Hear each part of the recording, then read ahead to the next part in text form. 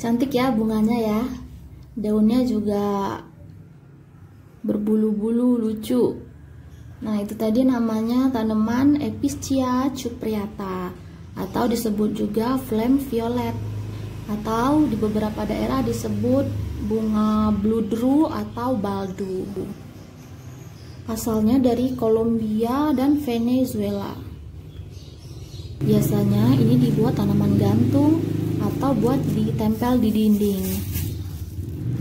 Ini salah satu tanaman favorit saya karena gampang banget diperbanyaknya dan gampang tumbuh. Nah sekarang saya mau sharing nih cara memperbanyak bunga Episcia. Nah saya gunain ini media tanam yang udah jadi. Ini campuran dari sekam mentah, sekam bakar, ada kokopit, ada andam, pokoknya lengkap. Ada pasir malangnya sedikit. Nanti juga di atasnya mau ditambahin lumut supaya dia lebih lembab. Karena Episcia ini sangat suka dengan metan yang lembab.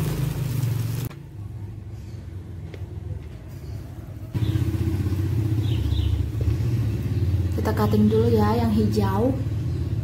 Nah ini sebelumnya saya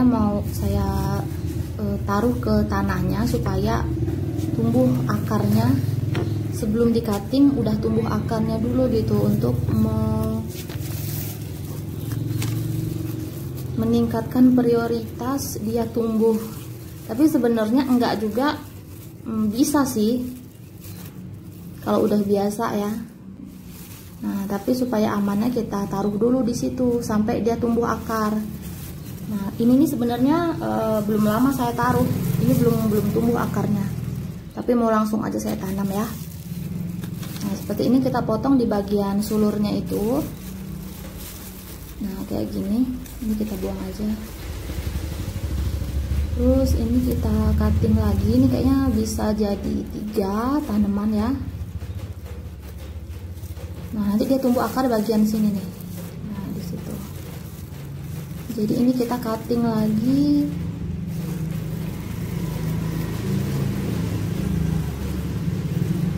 Ini bisa. Nah di bagian sini. Nah jadi yang itu tadi jadi satu tanaman. Nah yang ini juga kita cutting. Ini bagian sini, jadi satu daun ini akan jadi satu lagi tanaman. Nah seperti ini. Nah jadi ini kita dapat udah 3 tanaman.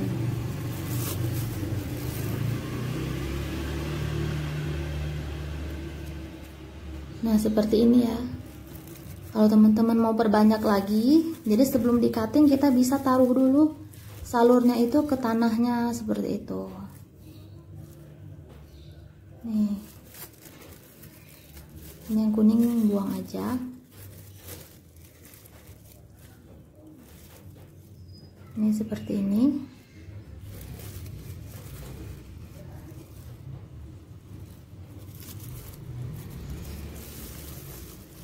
Nah, taruh di tanahnya kayak gini.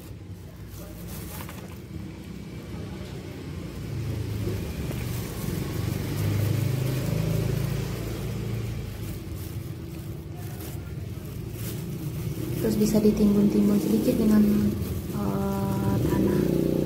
Bisa juga kalau misalkan teman-teman biar dia rimbun, nah kita taruh seperti itu, nanti nggak di cutting juga bisa. Jadi biar dia penuh satu pot itu gitu. Nah Nah sekarang yang ini, jadi kita potong-potong dulu ya. Saya punya dua jenis nih, ada yang hijau sama yang ini coklat. Nah dia ini sangat suka air ya, jadi saya ini siramnya tiap hari. Jadi jangan sampai metannya itu kering. Dia kalau metannya kering, nah dia daunnya jadi crispy keras gitu, kayak kerupuk kalau di ini seret kerak gitu. Tapi kalau dia cukup air, lemes aja daunnya. Nah yang kering tadi saya cutting ya. Terus ini juga kayaknya ada yang busuk sedikit, saya buang aja biar dia tumbuh daun baru yang lebih bagus.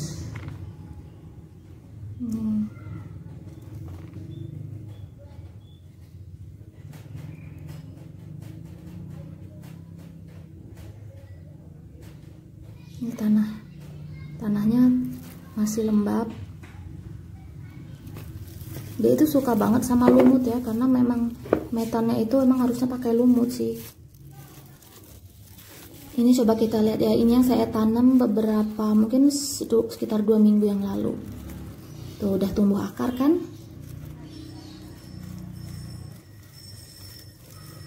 Nah jadi akarnya itu tumbuh dari sini nih, tuh di bagian apa namanya, ketiak daunnya itu loh, di bagian itu. Jadi kan tadi kita tanamnya batangnya ini ya, nih bagian sulurnya kita tanam. Nah bagian yang di ruasnya itu, tengahnya itu kita tanam timbun sedikit aja, nggak usah dalam-dalam. Nah nanti dia tumbuh akar-akar kecil. Dia memang akarnya itu halus ya, akar-akarnya itu halus kayak gitu. Nah ini kita tanam lagi. Ini kurang lebih 2 mingguan udah tumbuh akar-akarnya.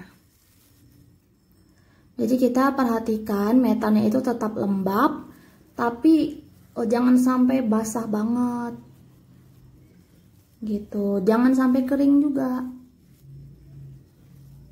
Nih biar kalau basah dia bisa busuk, kalau kering dia ya mati, daunnya kering, crispy.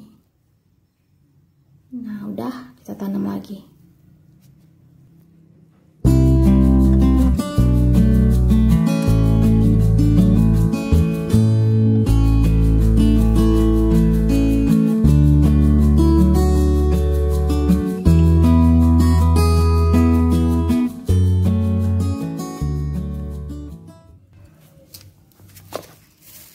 Sekarang kita mulai aja tanam yang tadi habis kita cutting. Ini saya pakai pot yang ukuran 10.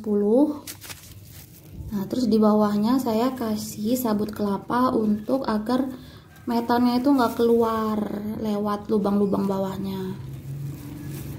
Terus ada yang komen, Kak, gunanya sabut kelapa itu bukan untuk nutupin biar tanahnya nggak keluar, tapi untuk drainasenya katanya.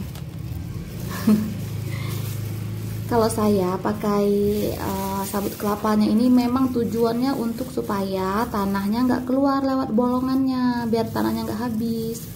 Nah kalau untuk supaya drainasenya bagus, itu bagusnya pakai batu bata atau arang kayak gitu. Kalau saya pakai sabut kelapa ini memang tujuannya buat supaya tanahnya nggak keluar, makanya saya pakainya tipis-tipis aja gitu. Kita tanam yang ini dulu. Nah kayak gini nih caranya. Nah itu kan bagian salurnya, tangkainya itu kita timbun tipis aja. Nah yang bagian ruas ini kita kenain aja, sentuh aja dengan metannya, terus timbunnya tipis aja gitu biar daunnya nggak ketimbun semua seperti ini. Ini saya pakai media tanamnya, media tanam yang udah jadi, yang udah lengkap semua dan siap pakai ya. Kayak gini nih.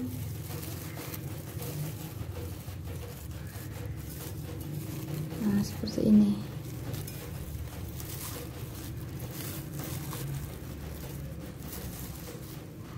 Timbun sedikit aja yang bagian tengahnya itu.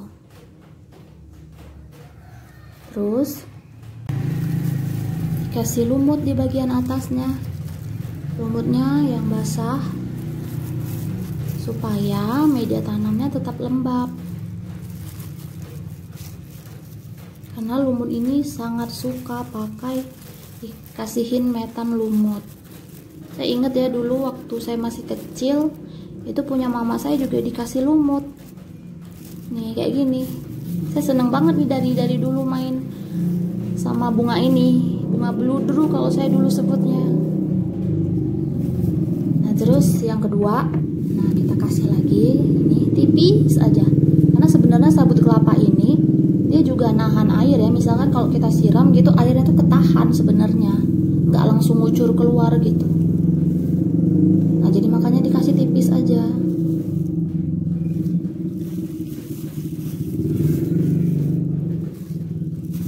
Terus dikasih metannya sampai agak penuh, karena kita kan nggak mau tanam dalam ya, cuman kita taruh aja. Sebenarnya itu cuman ditaruh aja gitu, dan ditimbun tipis aja gitu. Ini kepanjangan dipotong sedikit.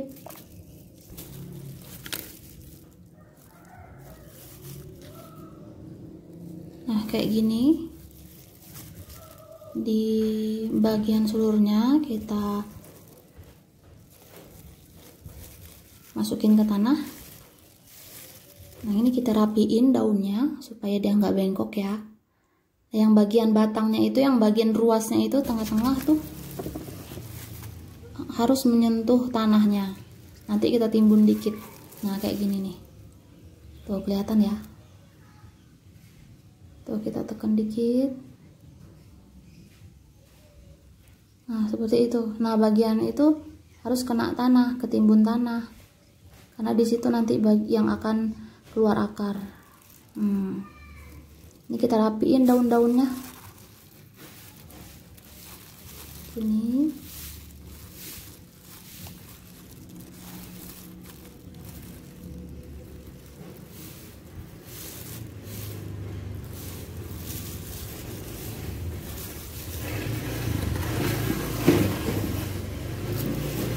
Kita timbun tanah sedikit. Ini kayak gini aja nih. Nah gitu.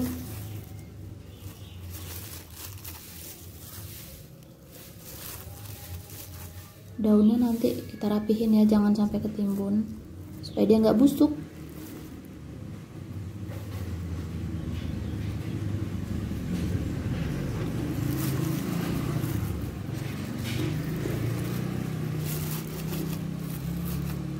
Kayak gini.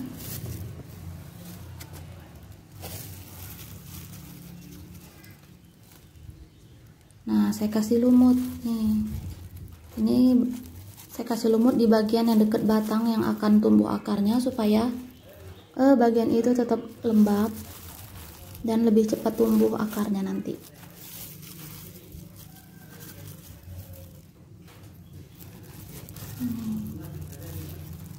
Lumut ini jadi metan favorit saya sekarang nih. Jadi sekarang saya kan pertama-tama saya cobain ke tanaman keladi sama calathea. Karena kan kalau keladi kan memang suka lumut ya. Dan memang dia tuh suka yang lebih basah dan lembab gitu. Terus calathea juga, dan kayaknya dia makin bagus gitu. Jadi tanaman yang suka lembab saya kasihin media lumut di atasnya. Kayak gini. Nah gini, nggak kelihatan ya.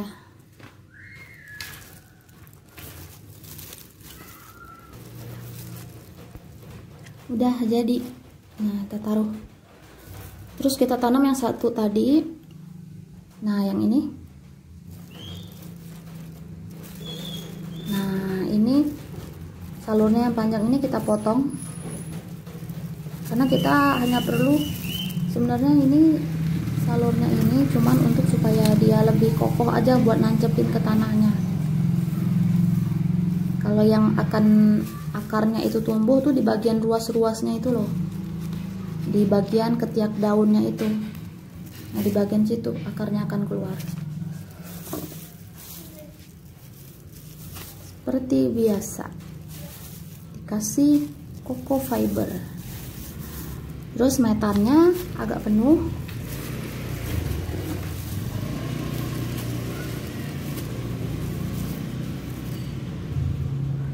Nah, ini kita tancepin tuh seperti itu.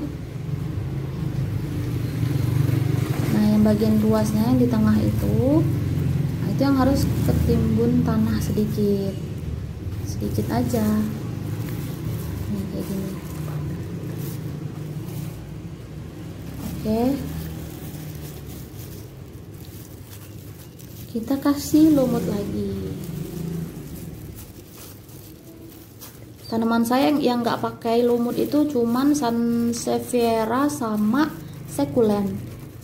Karena sansevieria itu kan tanaman panas ya, dia asalnya dari Afrika. Afrika itu tuh gersang, nggak ada lumut. Kalau tanaman-tanaman seperti ini nih kan dia dari hutan dan dari tempat yang lembab. Nah, terus ini yang daun-daun ini saya mau coba tanamin juga, apakah bisa tumbuh apa enggak. Saya nggak tahu ya. Ini dia kan nggak dari ruas nih. Coba kita lihat ini. Ini udah sekitar 2 minggu apa ya, 2 minggu. Dia daunnya nggak layu sama sekali, tapi belum tumbuh akarnya ya. Coba kita lihat yang hijau ini. Ini kayaknya agak dalam ini saya tanamnya, dan kayaknya sih ini udah ada akarnya, agak keras, udah mencengkram. Nah, kalau yang ini udah tumbuh akarnya dan udah tumbuh apa kayak itu barunya itu tuh, tangkai baru. Nah, ini kenapa udah cepet ada akarnya, karena dia di bagian apa ruasnya itu kita tanamnya ada ininya, ruasnya, jadi dia lebih cepat.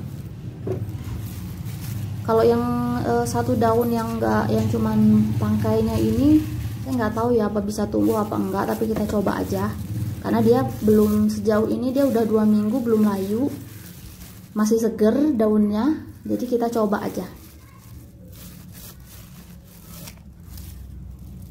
Kalau menurut saya sih bisa ya, karena banyak daun yang lain juga ditanam dari daun ini tumbuh. Nih kayak gini. Nanti kita lihat ya apa bisa tumbuh apa enggak.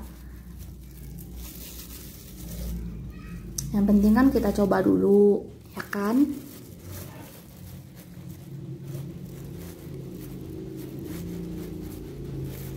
Nih, kita tambahin lumutnya.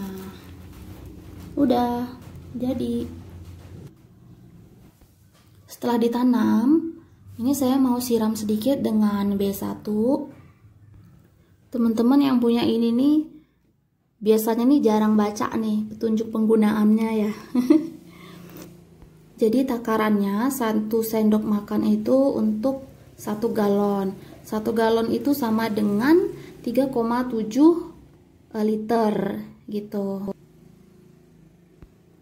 Jadi ini saya punya tempat penyiram ini isinya 1,7 liter, jadi saya mau pakai sekitar setengah sendok. Nah, jadi karena saya udah biasa, jadi saya langsung tuang aja, jadi segitu tuh setengah sendok.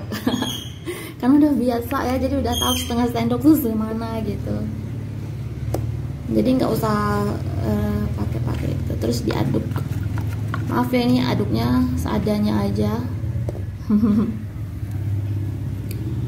Nah, terus kita siramin ke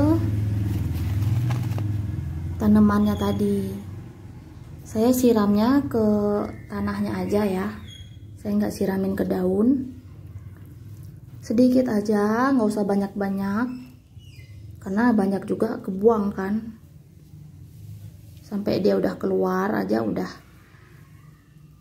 Siramnya itu ke bagian, ke tengah-tengahnya, dekat yang mau tumbuh akar gitu.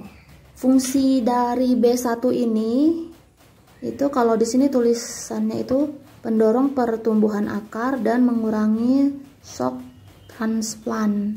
Jadi ini untuk seperti ZPT, pendorong pertumbuhan akar, jadi tanaman baru, dan untuk kalau tanaman pindahan atau yang baru dibeli, jadi untuk mengurangi stres gitu.